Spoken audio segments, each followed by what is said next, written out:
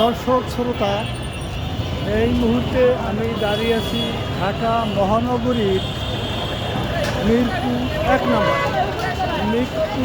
নম্বর bus stand. আমি মুক্ত বাংলা মার্কেটের সামনে দাঁড়িয়ে আছি। এখানে কয়েকটি মার্কেটের মোহনা, একদিকে মুক্ত বাংলা, আর একদিকে কোঅপারেটিভ, আর একদিকে মুক্তিযুদ্ধ মার্কেট, আর একদিকে শাহালি মার্কেট, আর একদিকে বাগদাদ মার্কেট। একই জায়গায় 5-6টা মার্কেট সারাদিন এখানে ব্যস্ত থাকে, ঈদ ছাড়াও সবসময় এখানে ব্যস্ত থাকে।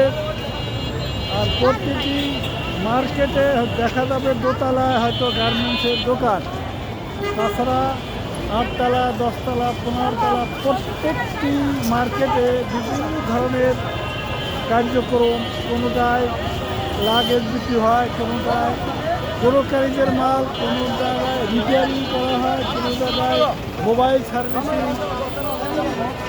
এবং সবচেয়ে বড় কথা হলো যে এখানে অত্যন্ত ব্যস্ত একটি জায়গা এবং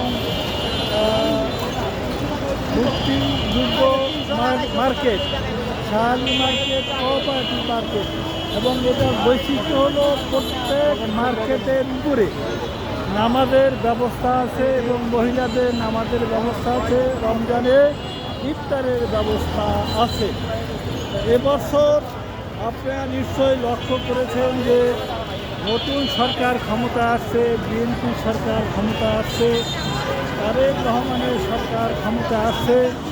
জনগণের প্রত্যাশা যে এবছর ব্যবসায়ী সিন্ডিকেট নাই, এবছর চাঁদাবাজি নাই, এবং সিন্ডিকেট এবং চাঁদাবাজি নেই বলেই জিনিসপত্রে হয়তো দাম কম থাকবে এবং মানুষ নির্বিঘ্নে মার্কেট করতে পারবে। একদিকে তারেক রহমানের বিএনপি সরকার ক্ষমতায়, অন্যদিকে জামাত ইসলামী বাংলাদেশ বিরোধী দল। নিশ্চয় যদি মার্কেট সিন্ডিকেট থাকে, চাঁদাবাজি থাকে, কোনো অনিয়ম থাকে, সেই ক্ষেত্রে শক্তিশালী জামাতে ইসলামের বিরোধিতা করবে।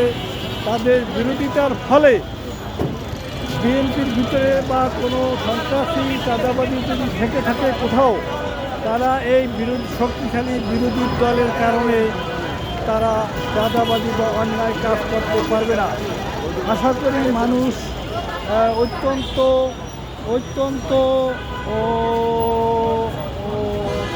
নির্বিঘ্নে, অত্যন্ত স্বাচ্ছন্দ্য বোধে, অত্যন্ত আনন্দের সাথে এবার ঈদের কেনাকাটা করতেছে।